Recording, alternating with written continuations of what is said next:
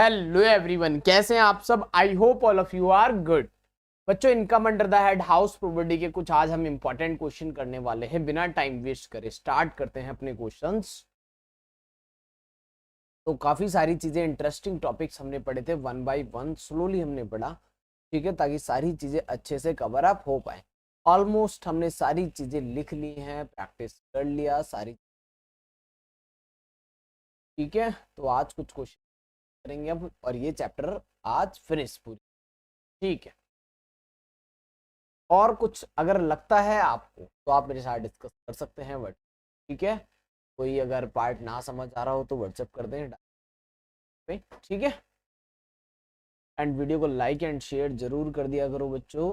चलो जी भाई, सब लेटिंग वाला हमने लास्ट में पढ़ा था, को ओन्ड प्रॉपर्टी पढ़ा था, सेक्शन 26। एंड चलते हैं डीम्ड ऑनर। ओके, चलो एक क्वेश्चन देखो। आज डीम्ड ऑनर पढ़ा था, को ऑनर पढ़ा था, इस तरह से पढ़े थे ना टॉपिक। डीम्ड ऑनर है, को ऑन प्रॉपर्टी है, तो को ऑन का एक क्वेश्चन देखते हैं। चलिए जी, एक क्वेश्चन रीड करिए, एग्जाम में आया हुआ क्वेश्चन है बच्चों।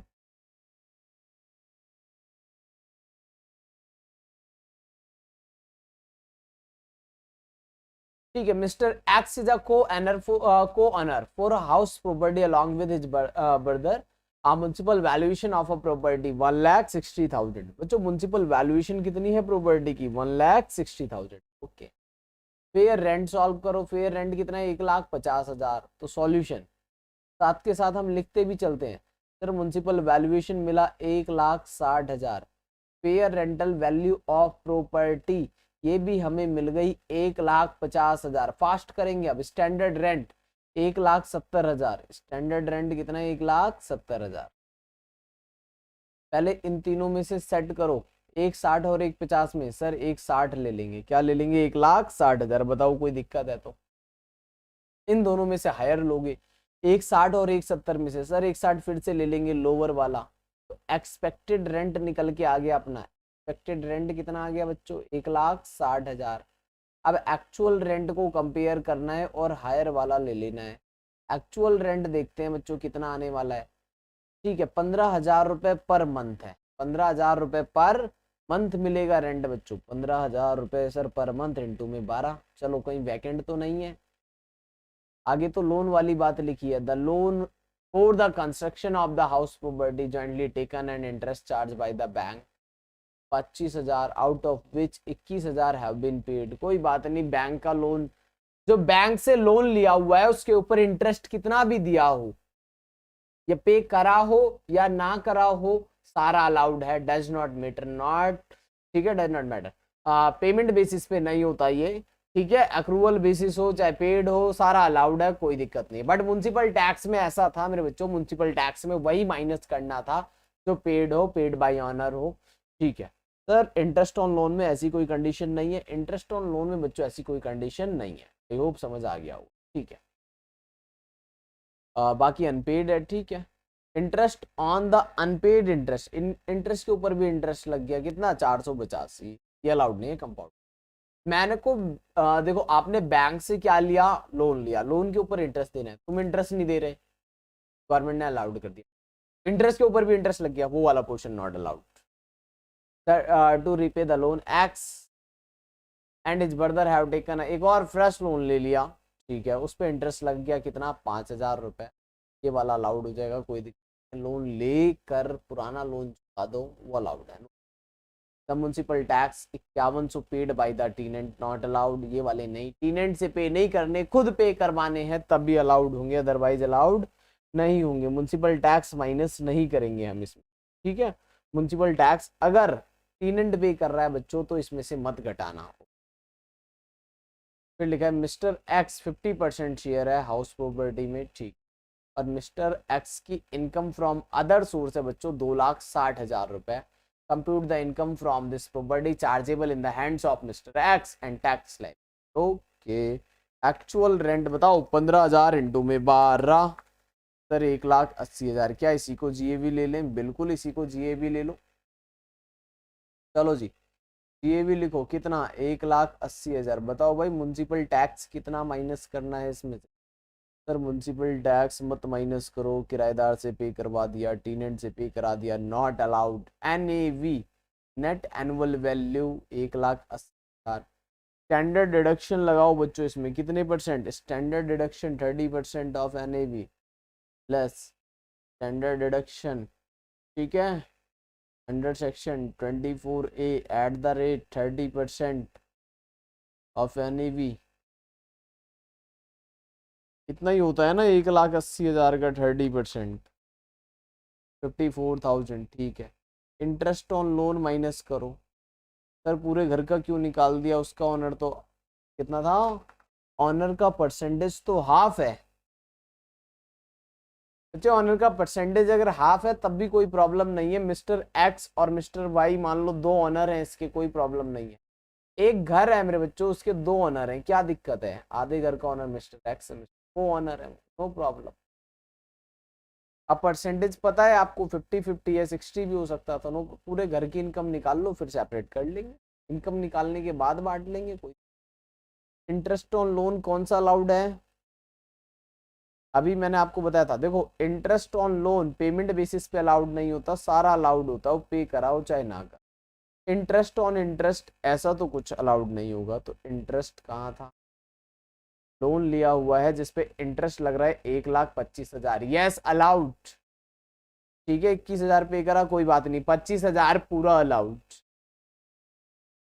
Interest on interest this is not allowed, 450 not allowed. जो यहाँ पर बच्चों 450 है, ये वाला पोर्शन नहीं होगा अलाउड।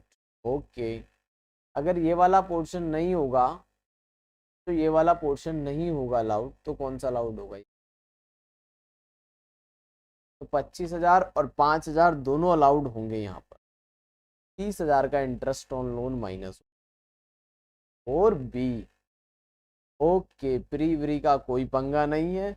इनकम आ जाएगी यहाँ पर, income under the head house property. किसी को प्रॉब्लम है तो बताओ। Income under the head house property निकल के आया 1,80,000 माइनस 54,000 माइनस 30,000, 96,000। कितना आ गया? 96। ओके, अब क्या करें? मिस्टर एक्स का ऑन परसेंटेज कितना है? मिस्टर एक्स का 50%, ठीक है ना। 50% टैक्सेबल होगा किसके पास? 50% taxable in the hands of mister x. भाई मिस्टर एक्स के हाथ में 50% ही टैक्सेबल होगा, तो 96,000 का 50% होता है बच्चों 48,000। Okay, income from other source कितना था इसका? कम दिया हुआ था ना, 2 लाख करके कुछ, other source, income from other source 2,07,000 ऐसा कुछ था। 2,60,000 रुपये ये वाला, 2,60,000 और 48,000, 2,60,000 और 48,000, 3,08,000। बच्चों इस पर टैक्स निकाल लो, वैसे तो नील आएगा, निकाल के 87 रिबेट मिलेगी।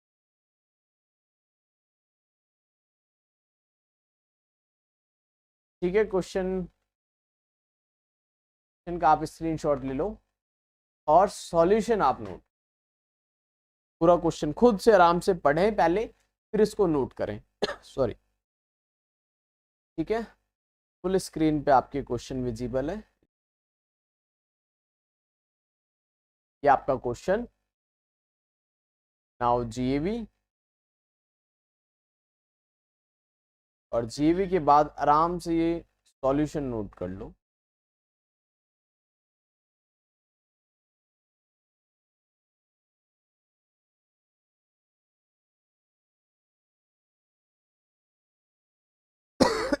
सॉरी,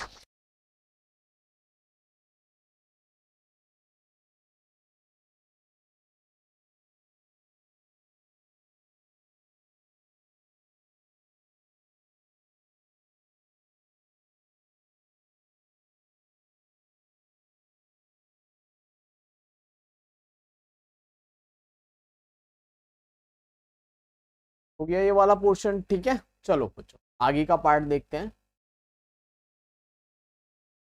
अब देखो एक topic, arrear of rent. Arrear of rent क्या होता है इसको समझते हैं। If rent increase from back date and assessee में receive arrear of rent, such arrear are taxable in the year in which arrear have been received, deduction of 30% shall be allowed at the rate 30%। अब ये concept क्या है ये देखो एक बार, arrear of rent का। बच्चों हमने, आपने अपना घर, आपके पास एक घर है और इस घर को आपने रेंट पे दे दिया। आपने रेंट पे दिया 1 जनवरी कैलेंडर फाइनेंशियल ईयर ले ली, 1 अप्रैल 2021 को। बच्चों जब आपने इसको रेंट पे दिया तब आपने रेंट चार्ज किया 20,000 रुपए पर मंथ, कोई प्रॉब्लम नहीं। 1 अप्रैल 2021 से 31 मार्च 2022 पे जब जीएबी निकालोगे तो रेंट कितना लोगे, 20,000 इंटू में 12, 2,40,000। और मैंने ये भी लिख दिया था एग्रीमेंट पे, जैसे ही 1 साल होगा तो मैं रेंट बढ़ा दूंगा, 5,000 रुपए रेंट बढ़ा दूंगा। यानी कि 1 अप्रैल 2022 से 31 मार्च 2023 में तो ये वाला ईयर होगा, यहाँ रेंट मुझे कितना मिलना चाहिए, 20। बट टीनेंट ने हमसे रिक्वेस्ट करी कि मत बढ़ाओ, कोई भी रीजन है, उसने सामने वाले किराएदार है जो भी टीनेंट है उसने रेंट मुझे बढ़ाने नहीं दिया, रेंट कितना ही दिया, 20,000 से ही। अगले साल फिर 1/4/2023 आया, 22 से 23 होगा ना ये, तो 23 से 24। अब यहाँ पर मैंने कहा भाई ये तो मैं रेंट बढ़ा के रहूंगा मैं तो हर हाल में 25,000, तो आप कहोगे ठीक है, तुम्हें 12। मैंने कहा पिछले साल तुमने बढ़ाने नहीं दिया था, बट पिछले साल का भी मैं रेंट बढ़ा रहा हूँ। पिछले साल जो तुमने मुझे रेंट नहीं दिया, मान लो बैक डेट, यहाँ से रेंट बढ़ा रहा हूँ 1/4/2022 से, तो ये वाला भी दो 12 महीने का rent, 5,000 into 12। Arrear of rent भी दो 60,000, और अभी 1 तारीख से कितना लगेगा, 25,000 लगेगा भाई, तो 25,000 इंटू में 12, तो 3 लाख रुपए का तो ये रेंट चाहिए। ठीक है, आप इसमें से म्यूनसिपल टैक्स माइनस करना, no problem. Municipal tax minus करने के बाद बच्चों 30% माइनस करना, इंटरेस्ट ऑन लोन माइनस करना, हाउस प्रॉपर्टी इनकम। 60,000 रुपए मैंने पिछले साल के और लिए, क्योंकि मैंने बैक डेट से रेंट बढ़ाया है, 1/4/2023 से नहीं बढ़ाया। कहाँ से बढ़ाया, 1/4/2022 से। कभी कभी ऐसा पॉसिबल हो जाता है, मान लो आपने कोई जगह रेंट पे ले रखी है, वहां पर आपका बिजनेस बहुत अच्छा चलता है, एक तो तरीका होता है मैं खाली कर दूं उसको, मैं क्यों बढ़वाऊंगा बैक डेट, लेकिन मेरा बिजनेस वहाँ बहुत अच्छा चलता है, मैं उस जगह को नहीं, मैं पिछले साल से पिछले साल का भी रेंट बढ़ा के दे दूंगा। मजबूरी या बिजनेस अच्छा चल गया, तब बिजनेस अच्छा नहीं चल रहा था इसलिए मैंने बढ़ाने नहीं दिया। आज हमारा बिजनेस बहुत अच्छा चल रहा है वहां पर, तो ऑनर कह रहा है मैं नहीं बैक डेट से बढ़ाऊंगा, आज का तो बढ़ ही गया, पिछले साल का भी बढ़ा के दो। पिछले साल का तुमने रेंट दिया था ना 20,000, 5-5 हज़ार रुपए और दो पिछले साल के। अच्छा ये तो बड़ी नाइंसाफी है, कोई बात नहीं। This is called arrear of rent when increase from back date, this is called retrospective effect. Okay, तो 60,000 रुपए मिलेंगे, इसमें से भी 30% अलाउड होगा, ये लिखा हुआ है बस, इसमें इंटरेस्ट ऑन लोन माइनस करने की जरूरत ही नहीं है, क्योंकि पिछले साल जब हाउस होल्ड इनकम निकाला होगा तो इंटरेस्ट ऑन लोन आपने पूरा ऑलरेडी माइनस कर लिया। देखो यही लिखा था और कुछ नहीं, नोट कर लो इसको। If rent increase from back date and SSC may receive arrear of rent, such arrear rent taxable in the year in which arrear have been receivable, and deduction कितना है ये वाला पोर्शन बच्चों, ये पोर्शन जो लिखा है ये अपना 30% shall be allowed at the rate। ठीक है,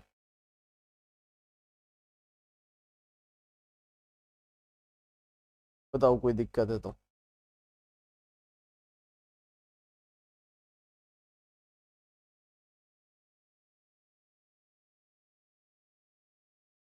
ये 2 बार लिख दिया, ऐसा लिखो, deduction shall be allowed at the rate 30%। ठीक है,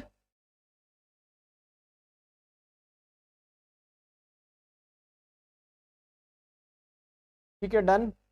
चलो एक एग्जाम्पल देख लेते हैं। ठीक है, Mr. R let out his house at the rate 20,000 per month. Municipal tax paid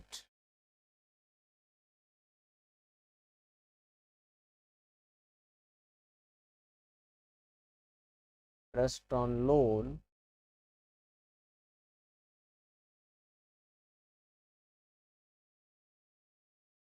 यहाँ तक बताओ कोई प्रॉब्लम है तो।